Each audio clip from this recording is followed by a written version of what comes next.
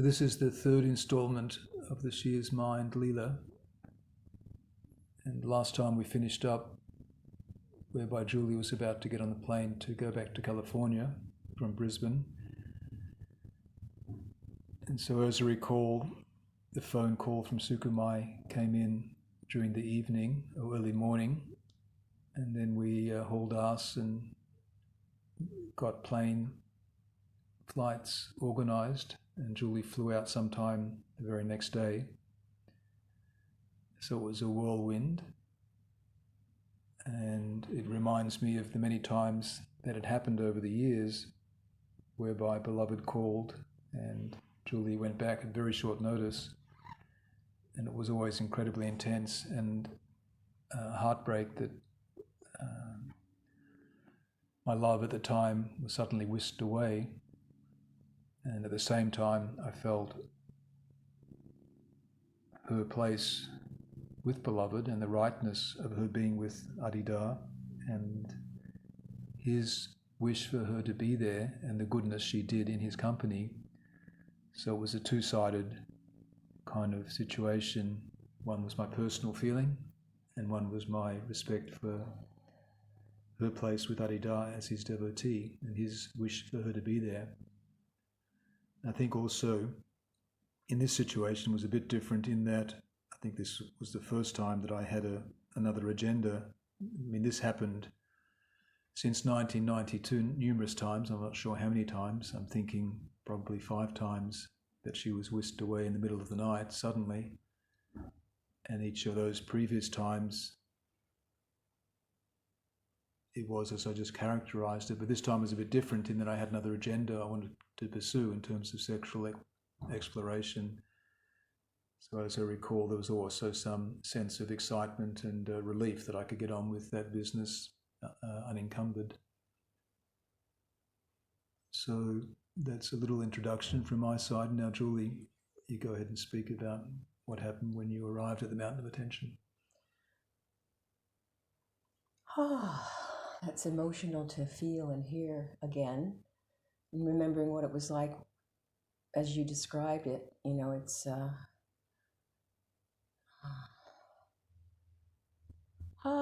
brings tears to my eyes, you know, and it is a heartbreak. I remember the first time you went back, I think you came to Australia in around middle of the year 1992, and then just a few months later, maybe December or November, you went back to Beloved at very short notice. We were living in the Hillsville Ashram at the time, and I was working a fruit and vegetable business, and I would get up very early in the morning, around 2 o'clock, 3 o'clock, go to the wholesale fruit and vegetable market in Melbourne. You had just left maybe the day before, and I remember being in the wholesale market and going into one of the vendors' kind of shop area where you went to pay for the fruit and vegetables. And on the wall, as typical is the case in these kind of situations, they had all kinds of pictures of naked ladies and people, women in lingerie. And I remember looking at that, glancing at it, and having this kind of deep well of feeling that I had been so blessed and that I would never again ever have the company of such a woman, such a female, devotee or partner. It was astounding that at what had happened, even if it was only for a few months. And I didn't expect that it would be repeated. At the time, I felt, well, that's it. You know, she was with me for a few months and back with Adida. But as you indicate, this went on for years. Yeah. And it's the grossest physical manifestation of that was the coming and goings from space, time, place, locale. But in essence, the real process was at the heart of being and what that represented in terms of either a right relationship or a wrong relationship to Siddhada and reality truth itself. So yeah, it's really a significant ordeal. And again, many devotees have experienced this. What is true fidelity? What is the right relationship to Adida? as an emotional sexual character and in relationship to your intimate partners and to life and love and family itself. So I just want to back up a little bit because in terms of the call that I had with Sukhmai, there's something important for me to make clear in that call. I don't feel that Adida or Sukhmai knew what was occurring between Nick and I. I wouldn't be able to prove that or know that for sure, but these kinds of synchronicities often occurred in just seemingly right moments, an unexpected fall of grace or an intervention. And when she first called, the invitation was in relationship to his image art. And she had a very important function, and still does, in relationship to Adida, about devotees and the manner in which they would serve his work and serve him directly. So we were having a conversation, a very intimate one, in which we shared what was occurring for us in our process and our practice, and she was informing me of what Adida was doing and why he wanted me there and if I was available to do that. And it just so happened that it was in the midst of me speaking about what was occurring in my relationship with Nick.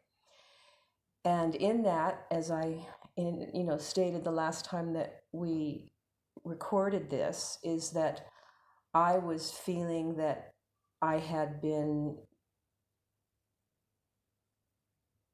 saved, that I could go back to my true love of Adida because my intimate partner was seemingly betraying me. Although I did understand more than it just being that, because I also know that this process of self-understanding and the necessity to inspect what needs to be inspected has to be allowed, but always in agreement, not secretly, not deceptively, but with honesty, and also realizing the implications of it, and also to be willing to allow whatever would be revealed and the significance of it to become clear. So in this conversation and the back and forth with Adida, one of the things that he said is that he accepted my confession of wanting to resume the intimacy and to be reestablished in the direct relationship to him as one of his intimates, and to serve in the manner that I had previously with Sukhmai and Nadikanta.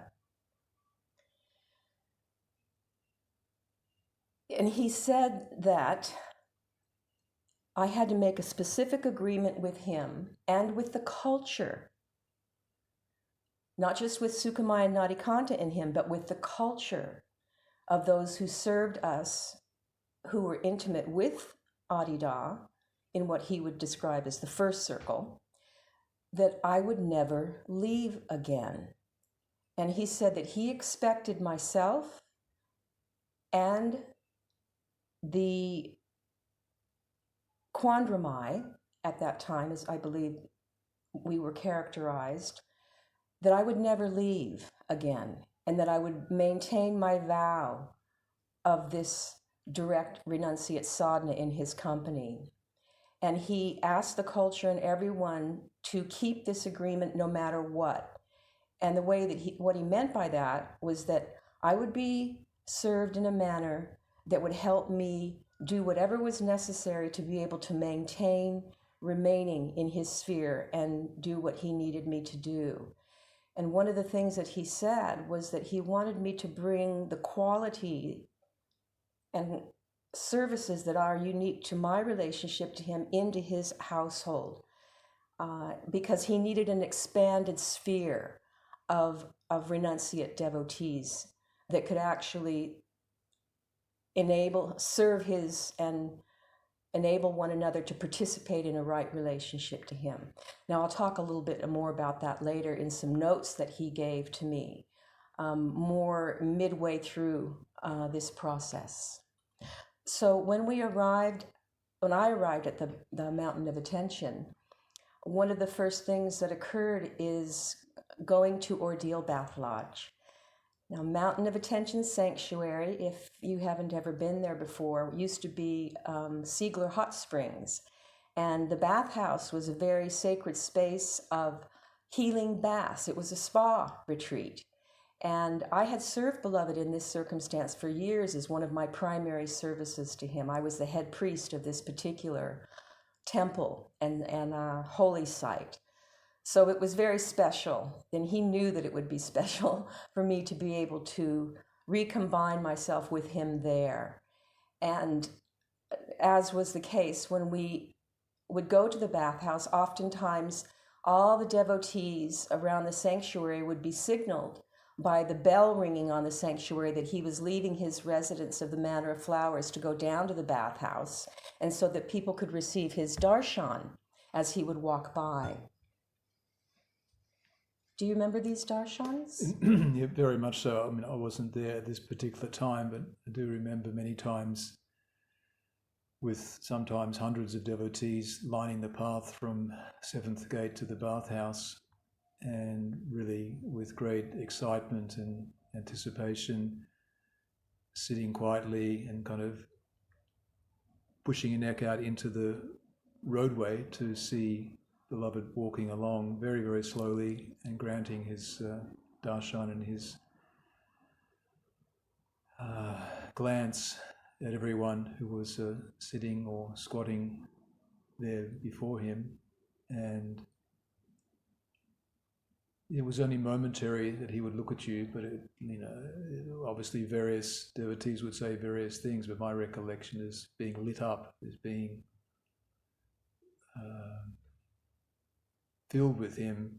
When you're sitting there, the atmosphere was so charged with his presence that there's already an incredible fullness of his divine presence. But when he actually glanced at you, then it was like 100 suns suddenly burst inside your body, and it was always completely ecstatic and wonderful to sit there and see him walk by.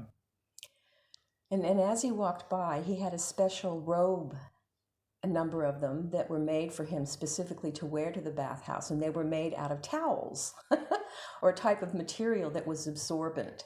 So, and it had a hood on the back, and it was full length, and this was the clothing that he would wear as he would walk back and forth. And you'll see there's a lot of footage of these particular types of darshans, so walk-by darshans. The way he walked also was unusual. I remember the first time I ever saw Adidar in the Tumba in 1989. He walked, in my feeling, like a lion. He was just majestic and so purposeful and grounded and present. And the unusual way, in my view, that he walked in these walk-by darshans, he almost swayed. He almost looked, in a certain sense, like he was divinely drunk. He would go from side to side, almost like an elephant. Obviously, I'm not trying to suggest he looked anything like an elephant, but the way an elephant sways, something about it reminds me of the way that Adidar walked. He was just seemingly drunk in his divine state and giving his love and receiving love. It was truly miraculous. Ooh. And every step was so intentional. And then also he had his staff. So you could feel that with his staff and with his step, he was also blessing everyone and everything apart and within. The devotees who were present, of course, but the trees, the sky, the ground, the clouds, the animals, it was beautiful. And you can see the face of devotees in these particular occasions where their expressions are expressly manifold in various forms of mudras of ecstasy and reception of him.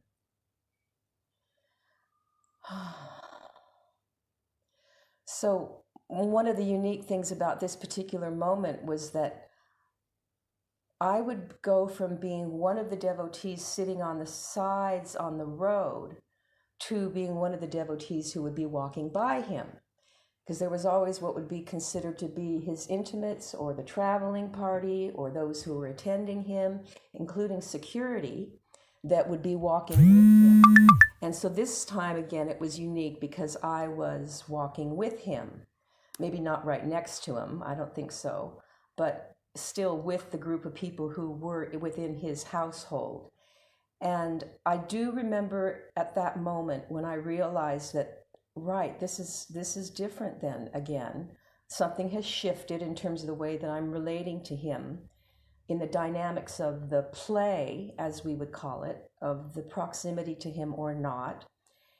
And it reminds me of something that he worked with me about very closely, which was the liability of visibility. In other words, being seen to be his intimate, and the importance that I placed on that.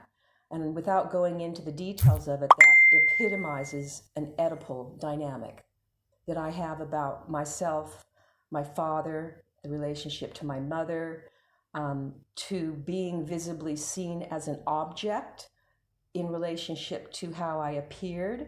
All of this was going on at the same time as I'm walking down and he's granting darshan. So there's, again, the dynamic of self-observation, self-understanding in the midst of the reception of his darshan. And as we're walking to the bathhouse, I had no idea of what to expect would occur there. But as soon as we walked into that space and he indicated with his cha and his soft effulgence being granted to everyone, as soon as we stepped into the bathhouse, then there was a drop into the feeling of a most intimate sphere.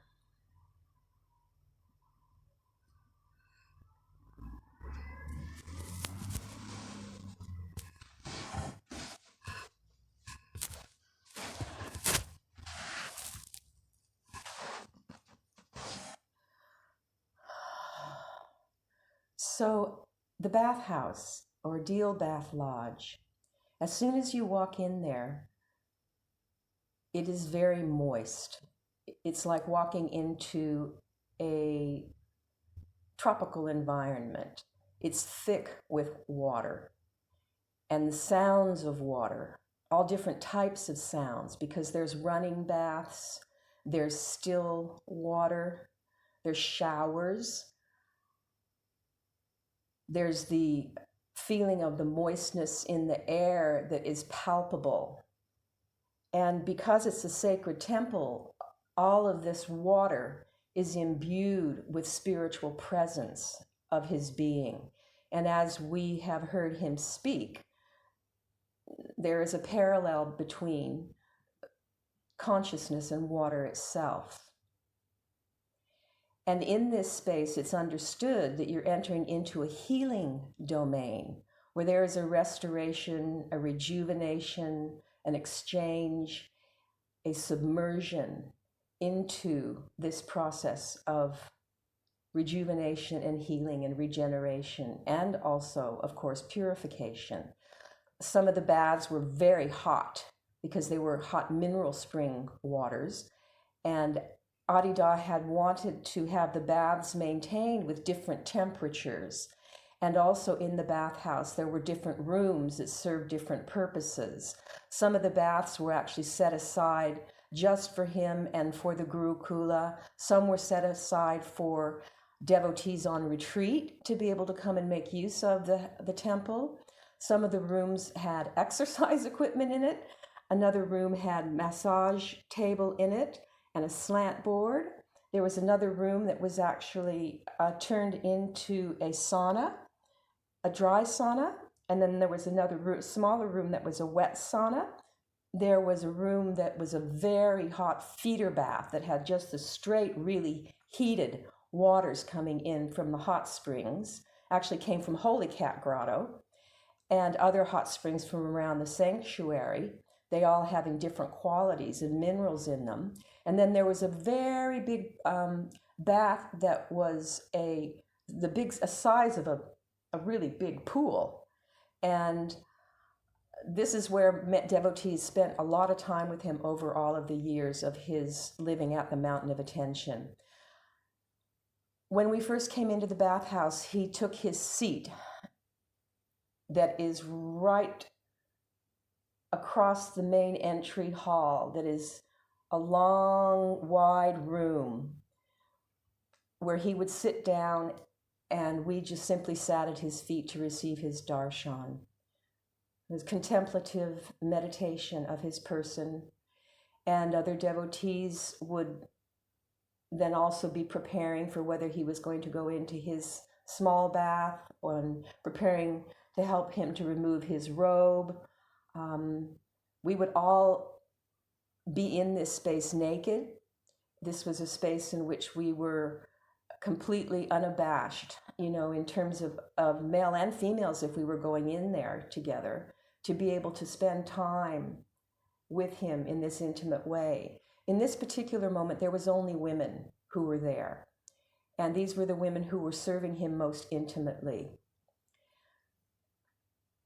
This was incredibly ecstatic for me to be able to resume this proximity to him and to be able to serve his body this way.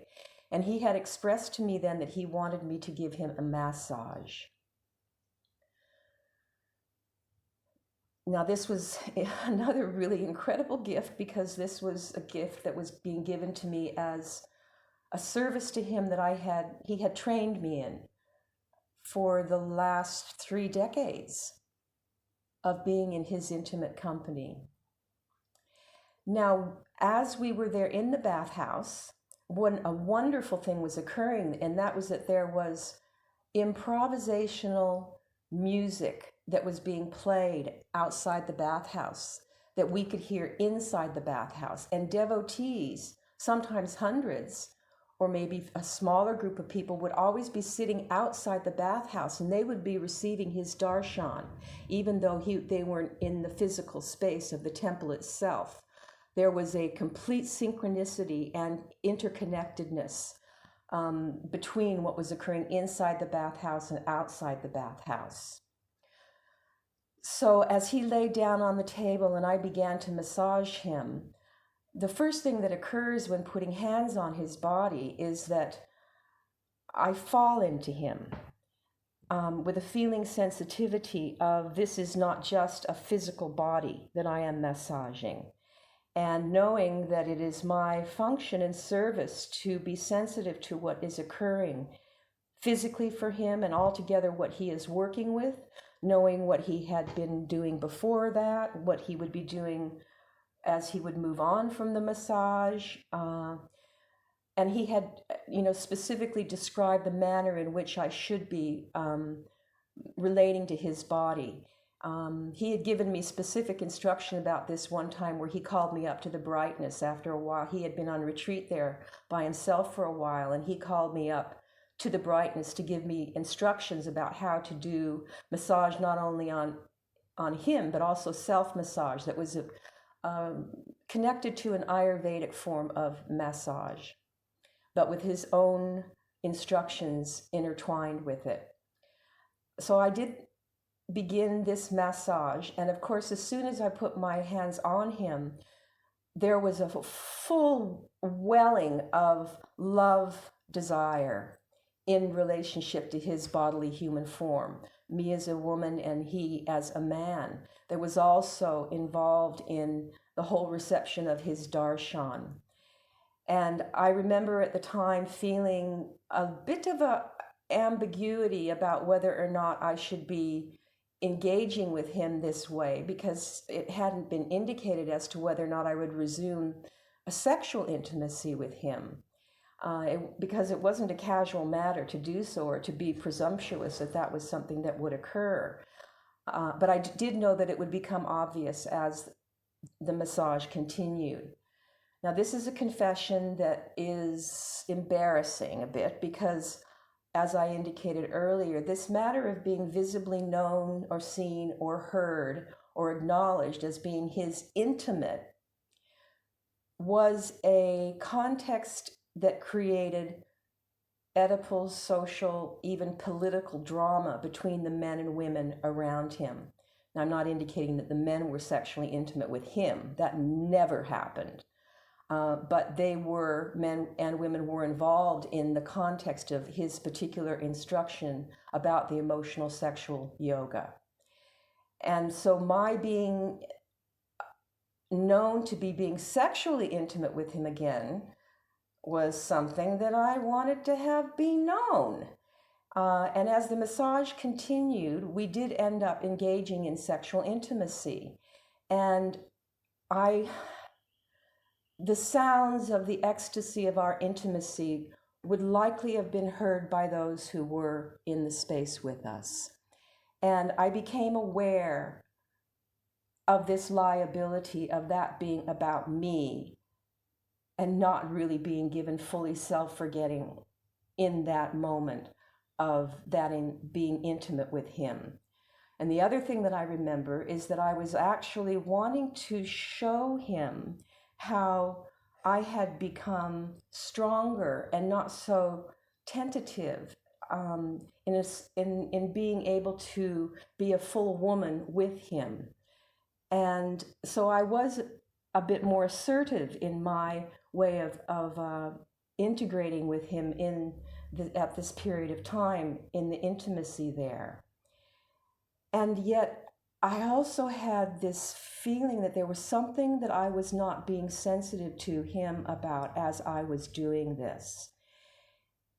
And so after the massage, I spontaneously said to him, "Beloved, I'm sorry if what I did was inappropriate. And I owe you a massage without engaging with you sexually also." Somehow I felt requiring him to be sexually active. It's like I had required him to do this with me. And even when I think about it now, I have a bit of a cringe in my being relative to the insensitivity that I felt I had with him.